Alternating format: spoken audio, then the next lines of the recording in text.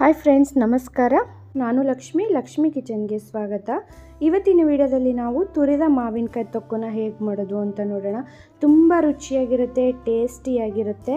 ಬಿಸಿ ಅನ್ನದ ಜೊತೆ ಸ್ವಲ್ಪ ತುಪ್ಪ ಹಾಕ್ಕೊಂಡು ಸ್ವಲ್ಪ ಮಾವಿನಕಾಯಿ ತೊಕ್ಕು ಹಾಕ್ಕೊಂಡು ಊಟ ಮಾಡಿದ್ರೆ ಆ ರುಚಿನೇ ಬೇರೆ. ಈಗ ಮಾವಿನಕಾಯಿ ಸೀಸನ್ ಆಗಿರೋದ್ರಿಂದ ಖಂಡಿತವಾಗ್ಲೂ ಒಂದ್ಸಲ ನೀವು ಟ್ರೈ ಮಾಡಿ ನೋಡಲೇಬೇಕು, ಅಷ್ಟು ಚೆನ್ನಾಗಿರುತ್ತೆ. ಈ ಮಾವಿನಕಾಯಿ ತೊಕ್ಕು ಮಾಡ್ಕೊಳ್ಳೋದಕ್ಕೆ ನಾನಿಲ್ಲಿ 2 ಮಾವಿನಕಾಯಿನ ತೊಗೊಂಡಿದ್ದೀನಿ. ಹುಳಿ ಮಾವಿನಕಾಯಿನ ತೊಗೊಂಡಿರಬೇಕು ಮತ್ತು ಗಟ್ಟಿ ಇರಬೇಕು, ಕಾಯಿ ಮೆತ್ತಗಿರಬಾರ್ದು, ಆದರೆ ಹಣ್ಣಾಗೋ ಥರ ಇರಬಾರ್ದು. ಆ ಥರ ಇದ್ದರೆ ಹಾಳಾಗುತ್ತೆ ಬೇಗ ತೊಕ್ಕು. ಈಗ ಇದನ್ನು ಚೆನ್ನಾಗಿ ವಾಶ್ ಮಾಡಿಬಿಟ್ಟು ಸ್ವಲ್ಪ ಹೊತ್ತು ನೀರೆಲ್ಲ ಡ್ರೈ ಆಗಕ್ಕೆ ಬಿಟ್ಬಿಟ್ಟು ಆಮೇಲೆ ಸಿಪ್ಪೆನೆಲ್ಲ ತಕ್ಕೊತಾ ಇದ್ದೀನಿ. ನೀವು ಬೇಕು ಅಂದರೆ ಸಿಪ್ಪೆ ಸಮೇತನೇ ಇಲ್ಲಿ ತುರಿದ್ಬಿಟ್ಟು ತೊಕ್ಕನ್ನ ಮಾಡ್ಕೋಬೋದು, ಆದರೆ ನಾನಿಲ್ಲಿ ಸ್ವಲ್ಪ ತುರಿದ್ಬಿಟ್ಟು ಮಾಡ್ತಾ ಇದ್ದೀನಿ. ಈಗ ಇದನ್ನು ಸಿಪ್ಪೆ ತೆಗೆದಿರೋ ಮಾವಿನಕಾಯಿನ ಚಿಕ್ಕದಾಗಿ ಅಲ್ಲ ಅಥವಾ ದೊಡ್ಡದಾಗಿ ಅಲ್ಲ, ಮೀಡಿಯಮ್ ಸೈಜ್ ತುರಿಯೋ ಮಣೆ ಇರುತ್ತಲ್ವ ಅದರಲ್ಲಿ ತುರ್ಕೊತಾ ಇದ್ದೀನಿ.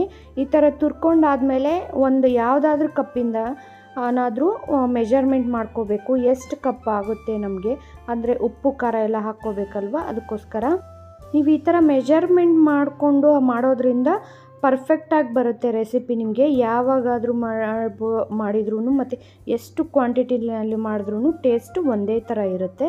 ನೋಡಿ, ಈಗ ಇದು 2 ಮಾವಿನಕಾಯಿ ತುರಿ 3 ಕಪ್ ಆಗುವಷ್ಟು ಮಾವಿನಕಾಯಿ ತುರಿ ಸಿಕ್ಕಿದೆ ನಮಗೆ ಇವಾಗ. ಈಗ ಇದನ್ನು ಒಂದು ಪಕ್ಕಕ್ಕೆ ಎತ್ತಿಟ್ಕೊಳ್ಳೋಣ. ಇನ್ನೊಂದು ಬಾಣಲಿಗೆ 1 ಟೀ ಸ್ಪೂನ್ ಆಗುವಷ್ಟು ಮೆಂತ್ಯ ಕಾಳನ್ನು ಹಾಕ್ಕೊಂಡು ಹಾಗೆ 2 ಟೀ ಸ್ಪೂನ್ ಆಗುವಷ್ಟು ಸಾಸಿವೆ ಕಾಳನ್ನು ಹಾಕ್ಕೊಂಡು ಸಣ್ಣ ಊರಿನಲ್ಲಿನೇ ಘಮ ಬರೋವರೆಗೂ ಹುರ್ಕೋಬೇಕು. ಸಣ್ಣ ಊರಿನಲ್ಲಿನೇ ಇಟ್ಕೊಂಡು ಚೆನ್ನಾಗಿ ಹುರ್ಕೊಳ್ಳಿ, ಇಲ್ಲ ಅಂದರೆ ಕಹಿ ಬರುತ್ತೆ ಚೆನ್ನಾಗಿ ಹುರಿದಿಲ್ಲ ಅಂದರೆ. ಇಲ್ಲ ಜಾಸ್ತಿ ಹೈ ಸ್ಪೀಡಲ್ಲಿ ಇಟ್ಕೊಂಡು ಹುರ್ಕೊಂಡ್ರೆ ಅದೂ ಕಹಿ ಬರುತ್ತೆ. ನೋಡಿ, ಇಷ್ಟ ಆದರೆ ಸಾಕಾಗುತ್ತೆ. ಈಗ ಇದನ್ನು ಒಂದು ಬೌಲಿಗೆ ಹಾಕ್ಕೊಂಡು ಪೂರ್ತಿಯಾಗಿ ತಣ್ಣಗಾದ್ಮೇಲೆ ಮಿಕ್ಸರ್ ಜಾರಲ್ಲಿ ಹಾಕ್ಕೊಂಡ್ಬಿಟ್ಟು ನೈಸಾಗಿ ಪೌಡ್ರ್ ಮಾಡಿ ಇಟ್ಕೊತಾ ಇದ್ದೀನಿ. ಈಗ ಅದೇ ಪ್ಯಾನ್ಗೆ 1.5 ಕಪ್ ಆಗುವಷ್ಟು ಎಣ್ಣೆನ ಹಾಕ್ಕೊತಾ ಇದ್ದೀನಿ.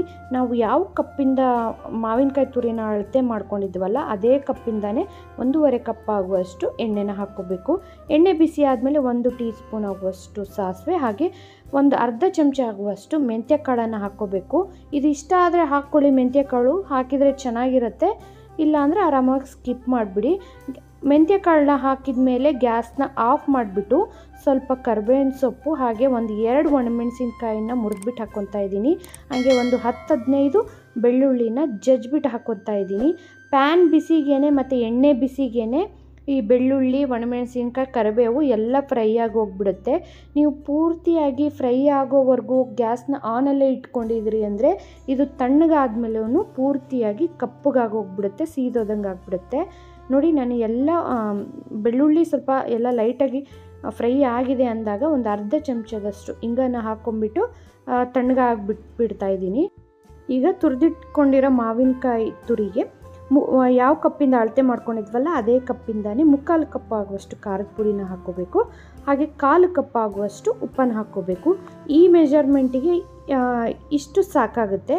ಹಾಗೆ ಇದ್ರ ಜೊತೆಗೆ ನಾನು ಒಂದು ಅರ್ಧ ಚಮಚದಷ್ಟು ಅರಿಶಿನ ಪುಡಿನ ಹಾಕ್ಕೊಂಡು ಹಾಗೆ ನಾವು ಗ್ರೈಂಡ್ ಮಾಡಿ ಇಟ್ಕೊಂಡಿದ್ವಲ್ಲ ಸಾಸಿವೆ ಮತ್ತು ಮೆಂತ್ಯ ಪುಡಿನ ಅದನ್ನು ಸೇರಿಸ್ಕೊಂಡು ಚೆನ್ನಾಗಿ ಮಿಕ್ಸ್ ಮಾಡ್ಕೋಬೇಕು. ಖಾರದ ಪುಡಿನ ನೀವು ಬೇಕು ಅಂದರೆ ಹೆಚ್ಚು ಕಡಿಮೆ ಮಾಡ್ಕೋಬೋದು, ಏಕೆಂದರೆ ಅಂಗಡಿನಲ್ಲಿ ತಂದಿರೋ ಖಾರದ ಪುಡಿ ಸ್ವಲ್ಪ ಖಾರ ಜಾಸ್ತಿ ಇರುತ್ತೆ, ಮನೆಯಲ್ಲಿ ಮಾಡ್ಕೊಂಡಿರೋದಾದರೆ ಕಡಿಮೆ ಇರುತ್ತೆ. ಹಾಗಾಗಿ ನೋಡಿಕೊಂಡು ಮಿಕ್ಸ್ ಮಾಡ್ಕೊಳ್ಳಿ. ಎಲ್ಲ ಚೆನ್ನಾಗಿ ಒಂದ್ಸಲ ಮಿಕ್ಸ್ ಮಾಡಿದ ಮೇಲೆ ಪೂರ್ತಿಯಾಗಿ ತಣ್ಣಗಾಗಿರೋ ಒಗ್ಗರಣೆ ಮಾಡಿಟ್ಕೊಂಡಿರುವ ಆ ಒಗ್ಗರಣೆನ ಸೇರಿಸ್ಕೋಬೇಕು. ಒಗ್ಗರಣೆನ ಹಾಕ್ಕೊಂಡು ಚೆನ್ನಾಗಿ ಒಂದ್ಸಲ ಎಲ್ಲ ಕೂಡ್ಕೊಳ್ಳೋ ಥರ ಮಿಕ್ಸ್ ಮಾಡಬೇಕು. ನೋಡೋಕ್ಕೆ ಎಣ್ಣೆ ಜಾಸ್ತಿ ಅನಿಸುತ್ತೆ, ಆದರೆ ಮಿಕ್ಸ್ ಮಾಡ್ತಾನೆ ಎಣ್ಣೆ ಹೀರ್ಕೊಳ್ಳುತ್ತೆ ಮಾವಿನಕಾಯಿ. ಯಾವಾಗಲೇ ಆಗಲಿ ಉಪ್ಪಿನಕಾಯಿಗಳಿಗೆ ಎಣ್ಣೆ ಮತ್ತು ಉಪ್ಪು ಸ್ವಲ್ಪ ಜಾಸ್ತಿನೇ ಇರಬೇಕು, ಹಾಗಿದ್ರೇ ಎಷ್ಟೊಂದು ದಿನ ನಾವು ಸ್ಟೋರ್ ಮಾಡಿ ಇಟ್ಕೊಂಡ್ರೂ ಹಾಳಾಗೋದಿಲ್ಲ. ಇದನ್ನು ನೀವು ಫ್ರಿಜ್ಜಲ್ಲಿ ಇಟ್ಕೊತೀರಾ ಅಂದರೆ ಒಂದು 3 ತಿಂಗಳಾದರೂ ಆರಾಮಾಗಿರುತ್ತೆ, ಏನೂ ಹಾಳಾಗೋದಿಲ್ಲ. ಆದರೆ ಔಟ್ಸೈಡೇ ಇಡ್ತೀರಿ ಅಂತಂದ್ರೆ 1 ತಿಂಗಳವರೆಗೂ ಜಾಸ್ತಿ ಮೇಲೆ ಇದು ಇರೋದಿಲ್ಲ.